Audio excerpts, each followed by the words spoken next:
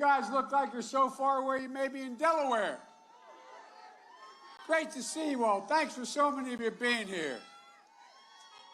As my mother would say, God love you all. Chloe, thanks for sharing your story and for all that you do. You know, we often say that a person contributes to their community, but how many people can you name who've done more for this city and its people than Chloe? Chloe, congratulations. Turning abandoned buildings and dangerous lots into places of life and hope, making sure that bringing the community together to build homes for local families and helping young people around Tampa learn job skills and instill pride and purpose in neighborhoods that have been left behind, and laying the groundwork for economic opportunity that endures through generations. That's the sort of work that changes the world. So thank you, Chloe. Thank you. I also want to thank all the other speakers here tonight, including your remarkable mayor. Jane, you're something else, kid. Thanks for the passport into town. I appreciate it. And my friends, and here they are my friends, Congressman Charlie Crist. John, you were there in the beginning, Charlie. Thank you, pal. Thank you, thank you, thank you. And Kathy Castor, her district. I sought permission to come. She said, okay. Thanks, Kath. And Alan Cohn, who we've got to send to Congress.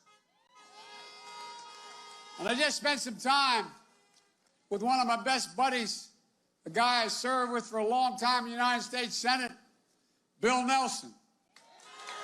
I haven't served with anyone with more character, courage, and decency than Bill.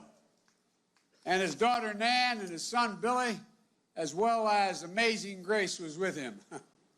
She's something else, isn't she? Look, folks, 5 days left. 5 days. But who's counting, right? But who's counting? Scranton? I got a Scranton sign here. I don't know, man. I'm getting Wilmington. I'm getting confused here, man. Millions of Americans have already voted. Over 75, I'm told. 75 million. And millions more are going to vote before this is over. And I believe when you use your power, the power of the vote, we literally are going to change the course of this country for generations to come. We're going to do it both at home and abroad. Right here in Florida with all of you. You're the ones who built this country. CEOs in Wall Street didn't build this country. You did. No, not a joke. I've been saying this for years. Middle-class people did. Hard-working folks. And unions built the middle class, I might add. And you're the ones who are going to save this country. Look, I said I got in this race for 3 reasons a year ago. A little over a year. And I meant it. The first was to restore the soul of this country. This is not who we are. This is not who we are. We're more decent, honorable. We're more respectful. We're better people than we're being seen from this administration. Second reason was to restore the backbone of this country, the middle class, and bring everybody along this time. And thirdly, to unite this country. We have to unite us in these final days. Keep that sense of empowerment with you, that sense of optimism, what we can do, what we can overcome. It's the God's truth. I've never been more optimistic about America and America's chances than I am today, because I know the American people. I know who we are. We have never, ever, ever, ever let the country down, given a chance. On November 3rd, we're going to unite this country and show the world who America really is. I mean it. I know it's hard. Over these past few months, it's been so much pain, so much suffering, so much loss in America. More than 225,000 people dead. 225,000. The estimates are, if we'd acted responsibly, there'd be 160,000 fewer dead than there are today. Because of COVID-19, we're now past the 9 million mark. of people infected. More than 16,000 16,000 people in Florida have been lost. And millions of people are out of work, on the edge. They can't see the light at the end of the tunnel. It's like that old bad joke of my generation. It's a freight train, because that's what happens if he stays in office. Donald Trump has given up. Over the weekend, the White House Chief of Staff said, and I'm quoting, "We're not going to control the pandemic." It's obvious he's not. At the debate last week with Trump, he said, we're rounding the corner. It's going away. We're learning to live with it. Remember what I told him? He's asking us to learn to die with it. That's what's happening. Donald Trump has waved the white flag, abandoned our families, and surrendered to this virus. But the American people never give up. We never give in. And we surely don't cower. And neither will I. Donald Trump just had a super spreader event here again. They're spending more than just coronavirus. He's spreading division and discord. We need a president who's going to bring us together, not pull us apart. I'll put in plan a place to deal with this pandemic responsibly, bringing the country together around testing, tracing, masking. Leading doctors in America, including Trump's own CDC director and Dr. Fauci last week, said that if we just wore a mask between now and the end of the year, we'd save 100,000 lives. Folks, that's not a political statement. It's a patriotic duty, for God's sake. But still, Donald Trump refuses to listen to science. And we shouldn't be politicizing the race for a vaccine. We should be planning for its safe use and free and equitable distribution, providing PPE for national standards for schools, businesses to open safely. I laid out a plan back in May how to do that, bringing together Republicans and Democrats to deliver economic relief that's already been passed by the Democratic House of Representatives for working families, for schools and businesses. I've said it before, I'm not going to shut down the economy. I'm not going to shut down the country. I'm going to shut down the virus.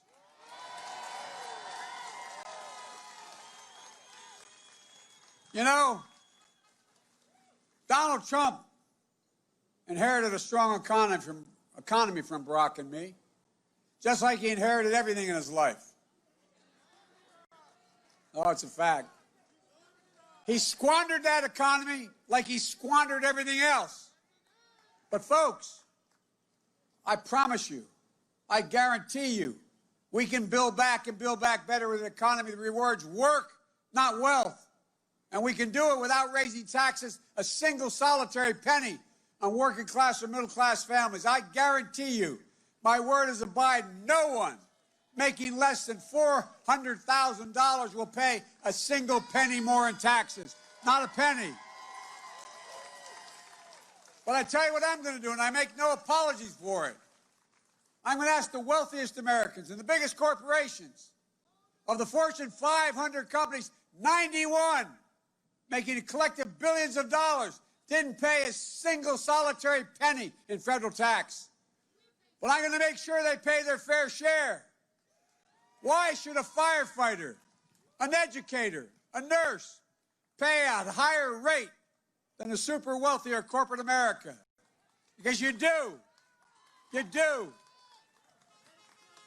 Why should you pay more taxes than Donald Trump pays? You know, if we made this as a movie 10 years ago, people would think we were making it up. But it's true. We're going to deliver tax relief for working families, the middle class, to help you buy your first home, help you pay for health care premiums, for child care, for caring for your aged loved ones, for eliminating college debt. We're going to take care of this. And we can afford it. Look, Trump got his Supreme Court justice. And he did it for one overwhelming reason. something he's been trying to do since the day he got elected, to destroy the Affordable Care Act. He's going at it again. If they get their way, 100 million Americans will lose protections for pre-existing conditions, cancer, all diseases that are out there. Folks, look, 8.4 million Floridians have pre-existing conditions. Complications of COVID-19 will become the next pre-existing condition, allowing insurers to jack up your premiums, deny your coverage. A lot of you young people don't even realize it, but before we passed the Affordable Care Act, insurance companies charged women more for the same health care as men just because they were women. Fact. Donald Trump thinks health care is a privilege. I think it's your right. And if we all get out and vote, we'll not only restore Obamacare, we'll strengthen and build on it. So you can keep your private insurance if you like it. And you can choose a Medicare-like option if you don't. We're going to increase subsidies and lower your payments and deductibles and premiums, out-of-pocket spending, reduce the unknown billing, reduce prescription drug costs by, according to the experts, by up to 60% by allowing, not making this stuff up, by allowing Medicare to negotiate for drug prices. We're going to make sure you keep the protections for people with pre-existing conditions. We're going to protect Social Security and Medicare, which they've been trying to cut for years. Meanwhile, the Social Security actuary, the guy who runs it, says the plan, like Donald Trump says he wants to institute if he gets reelected, he says will bankrupt Social Security by 2023. As my wife would say, Google it. You'll see what I'm telling you. You got that right, pal. He said Trump is bankrupt. By the way, he probably is. He owes $400 million to somebody. Anyway. Folks, we have to vote. We have to vote for our military families. No, not a joke. Folks, of all the things Donald Trump has said, nothing has bothered me worse than the way he's spoken to those who served in uniform. He called them losers and suckers. My deceased son, Beau Biden, who won the Bronze Star, the Conspicuous Service Medal, and other awards, volunteered to go to Iraq for a year, gave up his Attorney General job to go with his unit. He wasn't a sucker or loser. He was a patriot, like all of you who served, like your sons, your daughters, your parents and your grandparents. We have to vote for their dignity, respect they are due. We have to vote because while Donald Trump fails to condemn white supremacy, we can deliver racial justice while he's trying to make it worse. Look, Donald Trump doesn't believe that systemic racism is a problem. He won't say Black Lives Matter. We know they matter. That's why a season of protest has broken out across the nation. But by the way, protesting is not burning or looting. Violence must never be a tactic tolerated, and it won't. But these protesters are in a cry for justice. The names of George Floyd, Breonna Taylor, Jacob Blake will not soon be forgotten. Not by me, not by us, not by this country.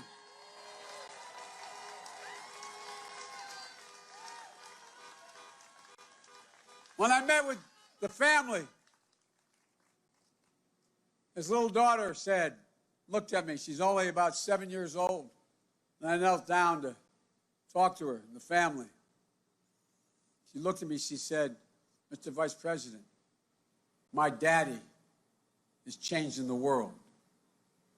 Well, guess what?